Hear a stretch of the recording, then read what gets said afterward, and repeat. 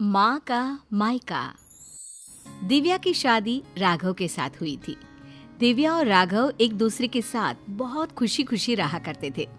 दिव्या एक मध्यम वर्गीय परिवार की लड़की थी, लेकिन दिव्या की सास अनीता जी का मायका काफी पैसे वाला था और अनीता जी अपने पैसे वाले मायके की वजह से काफी घमंड भी किया करती थी। एक दिन सुबह के वक्त, मम्मी जी मैं सोच रही थी अपने मायके जाकर आ जाती हूँ, बहुत दिन हो गया है ना। हाँ मम्मी, पूरा 1 साल हो गया है दिव्या को अपने घर गए। कुछ दिन रहेगी तो उसका मन बदल जाएगा। हाँ हाँ, क्यों नहीं बेटा, आराम से अपने मायके जाकर आओ। अरे भाई, लड़कियों को अपने मायके जाना भी चाहिए, वो भी तो तुम्हारा घर है, जरूर जाओ बेटा। ठीक है दिव्या, मैं 2 दिन बाद की टिकट करवा लेता हूँ, तुम्हें छोड़कर आ जाऊंगा। अरे तुम्हें जाने की क्या जरूरत है बेटा, बहू खुद भी तो जा सकती है ना, ट्रेन में बैठकर ही तो जाना है। लेकिन मम्मी अच्छा थोड़ी ना लगेगा, इतने दिनों बाद दिव्या अपने घर जाएगी, वो भी अकेले। अरे ठीक है ना बेटा, तुम क्यों अपनी छुट्टी खराब कर रहे हो बिना बात के। इन छुट्टियों को कभी इमरजेंसी के लिए बचा कर रखो, काम आएंगी। और बहू का क्या है, 2 दिन मायके जाकर वापस आ जाएगी। कोई बात नहीं राघव, मम्मी जी ठीक कह रही हैं, बेकार में ही मुझे लाने छोड़ने में आपकी छुट्टियां खराब हो जाएंगी। वैसे बहू, तुम्हारा भाई भी तो तुम्हें लेने आ सकता है। शादी के बाद तो बेटियों को लेने अक्सर उनके भाई ही आते हैं। तुम्हारी मम्मी ने नहीं बताया तुम्हें? कोई बात नहीं मम्मी जी, अभी आप ही ने तो कहा ना कि मैं अकेले जा सकती हूँ, तो मैं अकेले चली जाऊंगी। अरे बहू, कहीं ऐसा तो नहीं ना कि किराए के पैसों की वजह से तुम्हारा भाई तुम्हें लेने नहीं आ रहा। तुम्हारे मायके वाले सोच रहे होंगे कि बिना बात का खर्चा जो हो जाएगा उनका। मम्मी, आप दिव्या से ऐसे क्यों कह रही हैं? अरे तो इसमें गलत क्या कह रही हूँ भाई, पैसों की चिंता सबको होती है। नहीं नहीं मम्मी, ऐसी कोई बात नहीं है। मेरे घर वाले मेरे किराए के पैसे तो कम से कम खर्च कर ही सकते हैं। 2 दिन के बाद दिव्या अकेले ही अपने मायके चली जाती है।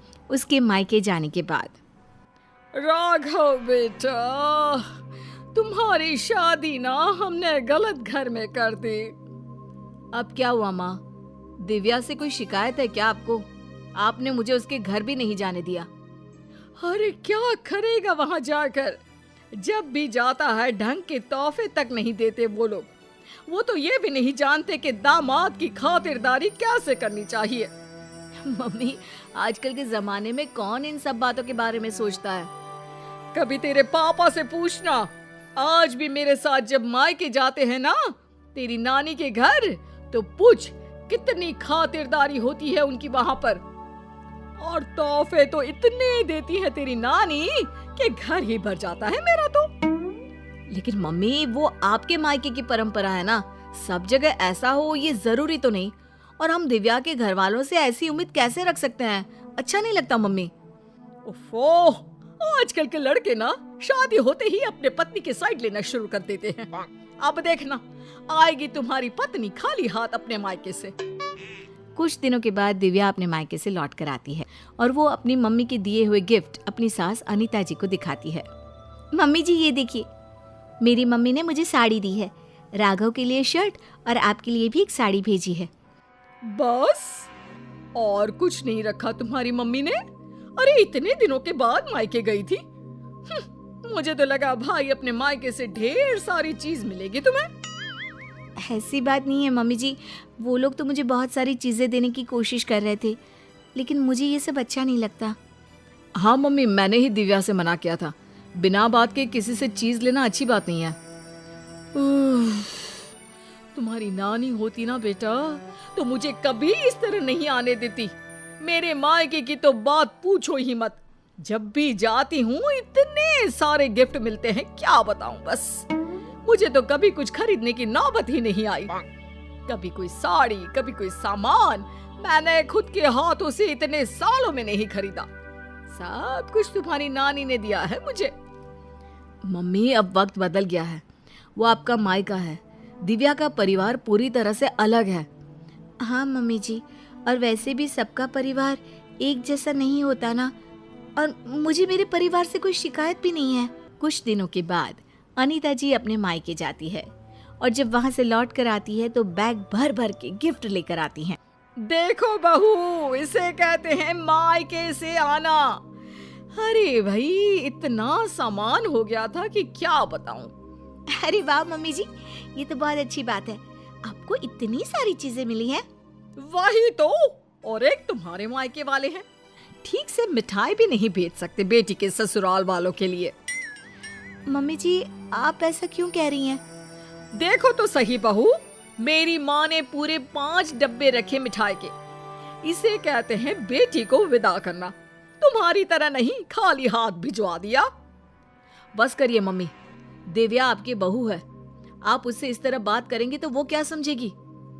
राघव के बार बार समझाने पर भी अनीता जी पर कोई असर नहीं होता और वो कभी भी दिव्या को उसके मायके के लिए भला बुरा सुनाती ही रहती है। एक बार अनीता जी की तबीयत बहुत खराब हो जाती है। मम्मी जी देखिए, आपको बिस्तर से उठने की कोई जरूरत नहीं है, आप आराम कीजिए, आपको जो भी चाहिएगा मैं लाकर दे दूंगी।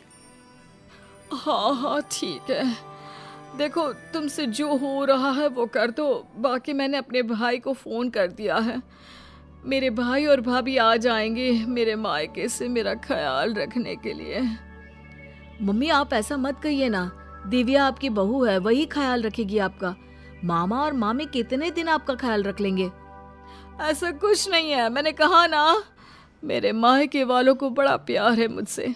एक फोन करूंगी और दौड़े चले आएंगे।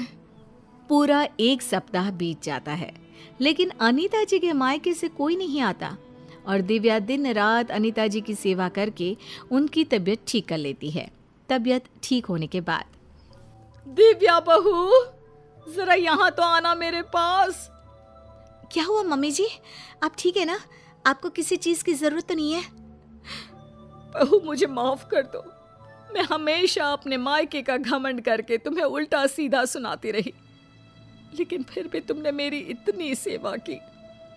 मम्मी मैं आपसे कहता था ना, अगर आप अपनी बहू से प्यार से पेश आएंगे तो वो आपका बहुत ख्याल रखेगी और वही जिंदगी भर आपके काम आने वाली हैं।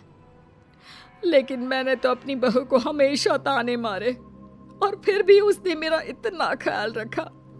मुझे माफ कर दोगी ना दिव्या? अरे मम्मी जी ऐसा मत कहिए, आप हमेशा मेरे मायके वालों को भला बुरा कहती रहती थी, लेकिन एक बात बताऊं, सबके घर वाले ना अलग अलग होते हैं, सबका अपना अपना नेचर होता है, लेकिन इसका मतलब ये नहीं कि मेरे मायके वाले मुझे प्यार नहीं करते, और इसका मतलब ये भी नहीं कि आप मुझे प्यार नहीं करती, है ना सच?